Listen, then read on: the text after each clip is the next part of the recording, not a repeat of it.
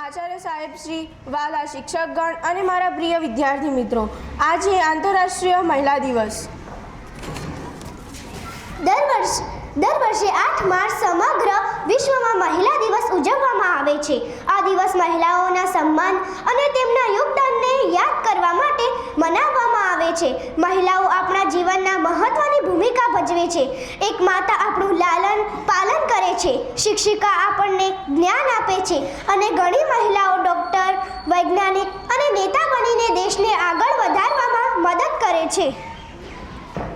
ભારતમાં ઘણી મહાન મહિલાઓએ પોતાના પરિશ્રમ અને હિંમતથી દુનિયામાં નામ કમાવ્યું છે, જેમ કે કલ્પના ચાવલા અને મારિયા કોમ. તેમણે બતાવ્યું છે કે મહિલાઓ કોઈપણ ક્ષેત્રમાં સફળ થઈ શકે છે.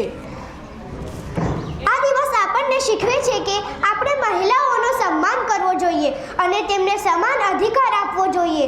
જો મહિલાઓ આગળ વધશે તો આપણો દેશ પ્રગતિ કરશે. કોમલ હૈ કમજોર નહીં તો शक्ति का नाम ही नारी है, जग को जीवन देने वाली मौत भी तुमसे हारी है. આજે કાણોદર પ્રાથમિક શાળા નંબર 2માં આંતરરાષ્ટ્રીય મહિલા દિવસની અનોખી રીતે ઉજવણી થઈ જવા રહી છે. તમામ મહિલાઓના પરિશ્રમની ગાથા ધોરણ 6, 7, 8ની વિદ્યાર્થીનીઓ પોતાના વિચારોથી રજૂ કરશે.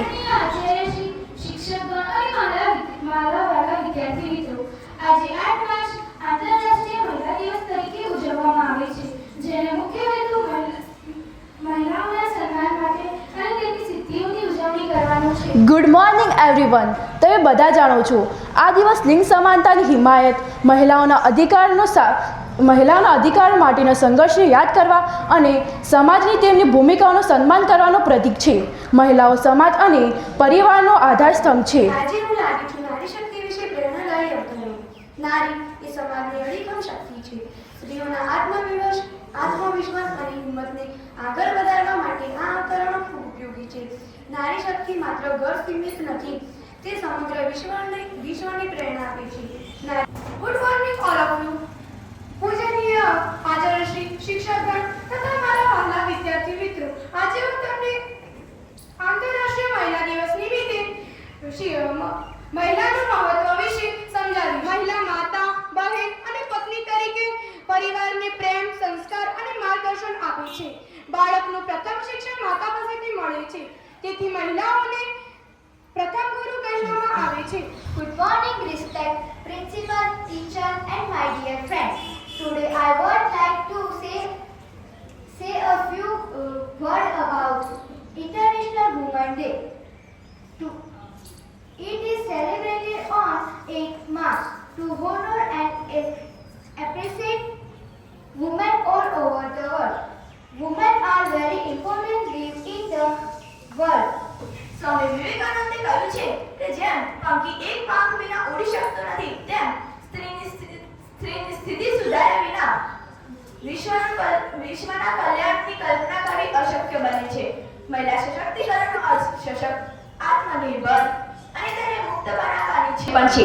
આજે નારીઓ આકાશમાં વિમાન ઉડાવવાથી લઈને દેશની સરહદો પર રક્ષા કરતી વખતે પુરુષો સાથે ખભા મિલાવીને ચાલી રહી છે. છતાં પણ હજુ લિંગ ભેદભાવ, દહેજ પ્રથા અને કેટલીક ઘરેલું હિંસા જેવી કુપ્રથાઓ અસ્તિત્વમાં છે. સ્ત્રી સમાજનું મહત્વપૂર્ણ અંગ છે. માતા તરીકે સંસ્કાર આપે છે, બહેન તરીકે પ્રેમ આપે છે અને દીકરી તરીકે ઘરનું સુખ વધારતી હોય છે. એક કહેવત છે, જો તમે એક પુરુષને શિક્ષિત કરો તો એક વ્યક્તિ શિક્ષિત થાય છે, પરંતુ જો તમે એક મહિલાને શિક્ષિત કરો તો આખો પરિવાર શિક્ષિત થાય છે. હું મારા સ્પીચની શરૂઆત પંક્તિ દ્વારા કરવા માંગુ છું. હજારો દીવા જોઈએ એક આરતી બનાવવા માટે, હજારો ટીપા જોઈએ એક સમુદ્ર બનાવવા માટે, પણ એક સ્ત્રી એકલી જ કાફી છે એક ઘરને સ્વર્ગ. મિત્રો, આજે આપણે 2026માં જીવી રહ્યા છીએ. સ્ત્રી હવે માત્ર મર્યાદામાં બંધાયેલી રહેતી નથી, હવે તે પોતે મર્યાદા પુરુષોત્તમ સમાજની રચનાકાર છે.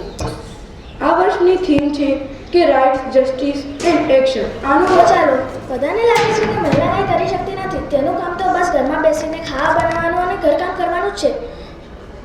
પણ હવે એવું નથી. હવે સ્ત્રીઓ રમતગમત, શિક્ષણ, સ્વતંત્રતા અને સમાજ સેવામાં કેટલી આગળ વધી છે. જો जीवन है एक पगडंडी सी, हर कदम पर है रास्ता नया. संघर्ष પીટી ઉષા એક ભારતીય દિગ્ગજ એથ્લેટ જેઓ હાલમાં ભારતીય ઓલિમ્પિક સંઘના પ્રથમ મહિલા પ્રમુખ અને રાજ્યસભાના સભ્ય તરીકે સેવા આપી રહ્યા છે. राह चुने जो दिल कह जाए, मंजिलें हमें बुला रही है, कदम मिलाकर चल पड़े. कुछ खोकर कुछ पाने में है, जीना यही जीवन का भी. बाधाएं आए ત્યારબાદ ભારતની નારીઓના સન્માનમાં દેશના દરેક ખૂણે અને ગામે ગામે રહેતી તમામ મહિલાઓને નારી સન્માન ગીતો દ્વારા આપણી શાળાની એવી ધોરણ 6, 7 અને 8ની વિદ્યાર્થીઓ આજના દિવસે તેમના માનમાં સમર્પિત કરશે.